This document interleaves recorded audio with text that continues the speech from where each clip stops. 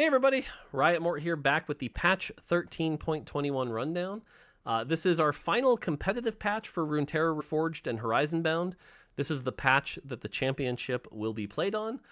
So we're going to be making some final adjustments, trying to open up some more comps, get things more played, and obviously dealing with the one big outlier, which is the multicaster comp. But not a lot of changes here. It is going to be a small patch. We don't want to shift things around wildly as we head into the championship. So yeah, let's jump right into it and talk about the changes. First off, on the trait side, we have Challenger. Challenger is a comp that has clearly fallen off quite a bit, but we really like it when it's meta. It's a good tempo comp, opens up a lot of options, creates some pressure. So the attack speed for 4, 6, and 8 Challenger has gone up, along with some other changes you'll see later. Multicaster, let's not beat around the bush. Having to patch this, then B-patch this, and having it still be S++ was pretty rough. So we're taking some big, heavy swings on Multicaster to try to get it back to a healthy state.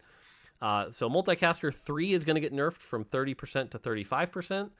And then when you go from Multicaster 3 to 4, you're saying, I don't need more damage, I need to cast more often. So the damage doesn't actually get increased, you just get that 5 mana per auto attack. So this gets a pretty big nerf here from 25% to 35%. And then Ionia, Ionia 9, definitely the weakest of the prismatics. So it's going to go from 380% bonus to 425% bonus for those Ionia bonuses. On the champion side, nothing in the 1 cost space, and on the 2 cost space, obviously Twisted Fate. Twisted Fate being, almost as powerful as Vel'Koz, but higher tempo and easier to get, just caused a lot of problems here. So he is going to get a bit of a nerf to that AoE explosion. Not his initial cast, but just that explosion. So this combined with the multicaster nerf should be a good amount. Darius, this is a pretty small buff, and unfortunately Darius just hasn't quite been as powerful he was in the first half of the set.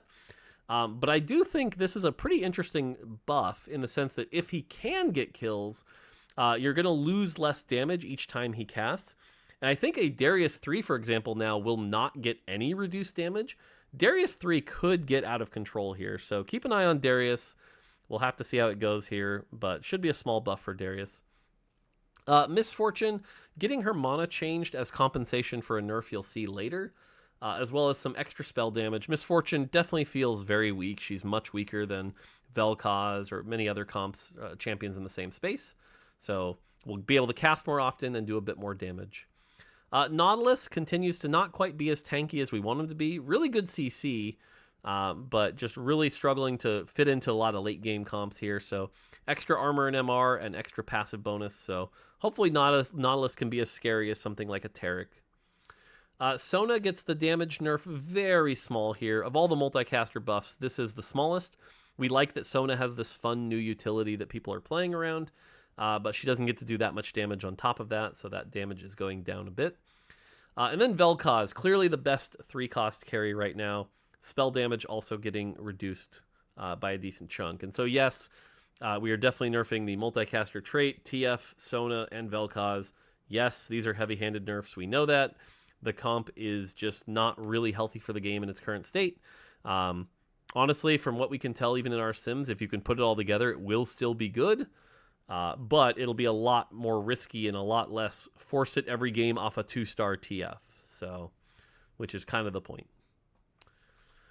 On the 4-cost side, again, a lot more buffs here. Fiora going from 850 to 950 health. Pretty big buff on the health side here. She really suffered losing that damage immunity. It made her a lot worse.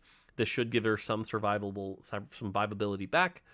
Will make Demacia pretty good as well, so be on the lookout for Demacia. I imagine Demacia is going to be a pretty scary comp. Kai'Sa, same thing. Kai'Sa is going to get some extra damage. So yes, if you're keeping track at home, Challenger buff, Fiora buff, Kai'Sa buff should bring that comp back into the meta. Nasus just not tanking enough for what we need to for Azir to get ramped up, so Nasus is going to get 5 more armor and MR. Sejuani, we are nerfing the passive true damage quite a bit here from 1.5% to 1%. This is a pretty big nerf here. Definitely hits the Neela Sejuani comp. So that's kind of the nerf targeted there. And then Silco here is going to go to 45 mana, so he could use Shojin properly, as well as some extra damage. Silco has kind of fallen out of favor, and we're trying to get more of these 4 costs back into the meta. On the 5-cost side, Ari. Ari is another champion that has kind of fallen out of favor. You're not really excited to hit her. So that essence damage is going up a small amount here. I don't think this is a major buff, but should be something. Belveth probably gets the biggest buff here. Poor Belveth has just not been a unit for about 3 patches now. 10 armor and MR, so she'll be a little tankier. And that spell AD is going to go up quite a bit here. That is one of the bigger buffs of the patch, so keep an eye out for that. Hopefully this makes Belveth a unit again. Bilgewater Rise will cast a little bit more often, and Piltover Rise as well. 10 mana off of each of those. All right, items. This is actually probably the most important section of the patch. This is probably the biggest change. Blue buff and blue blessing starting mana goes from 40 to 20. Now, what we've found is that blue buff in particular has been really overpowered for too long. People have finally figured it out, but you never build Shojin. And you know why? Because blue buff was basically 50 starting mana.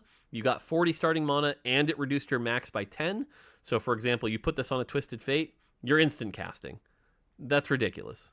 You should not be instant casting. And then, by the time Shojin caught up, you had already cast like 3 or 4 times. It was ridiculous. So they're going down to 20 mana, which basically means 30. This should be healthier. Crown Guard gets a very small nerf here. The item was just overperforming a bit, so a little less AP. Protector's Vow, very similar thing. We don't like how dependent people like Jarvan are on Protector's Vow. Starting mana shouldn't be something that comes so freely, so that's getting nerfed. And then Spear of Shojin. This is probably the biggest change, another good big change. Spear of Shojin is now 25 AD and AP. It's now a flex item. You could put it on an Aphelios. You could put it on any AD champion you want. You could put it on a Xayah. It's now got a chunky amount of AD. So if you really want to cast more often as an AD caster, it's now an item you can consider, which is cool. And then we have the Radiant adjustments here. Bulwark's Oath, that's Radiant Protector's Vow. More armor, less starting mana. Rapid Light Cannon, that's Radiant RFC, less attack speed. And Spear of Hirana also gets AD, so it's a flex AD and AP item. On the augment side, nothing too crazy here. Binary Airdrop no longer offered on 2-1 when it was weakest. Built Different buffed and no longer offered on 3-2. Cybernetic Leech 3, a little more health. Endless Hordes Plus, a little more gold.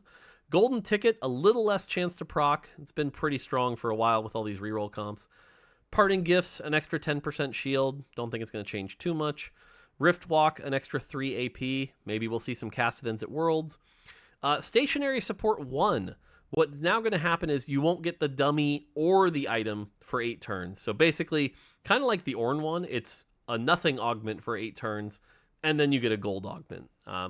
Just getting the dummy at silver was a bit too strong. Stellacorn's Blessing, small attack speed buff for those Targon players. Unburdened 1 and 2. This augment really nobody ever played, so we're just disabling it for now.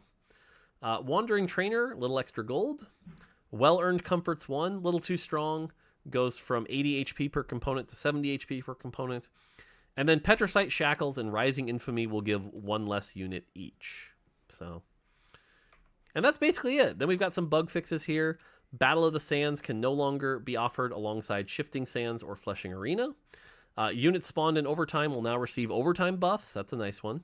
Valor's Hollow now has its proper tooltip back. Fixed a Salvage Bin healing mana exploit. If Aatrox has a Demacia Radiant item, he now properly keeps it when he respawns. Training dummies now keep their star level when invading. That was a big one. Aatrox can no longer pass the Darken Blade to an ally marked for revival by Shadow Isle's Rise. Fiora now always jumps to the nearest target when her spell kills somebody.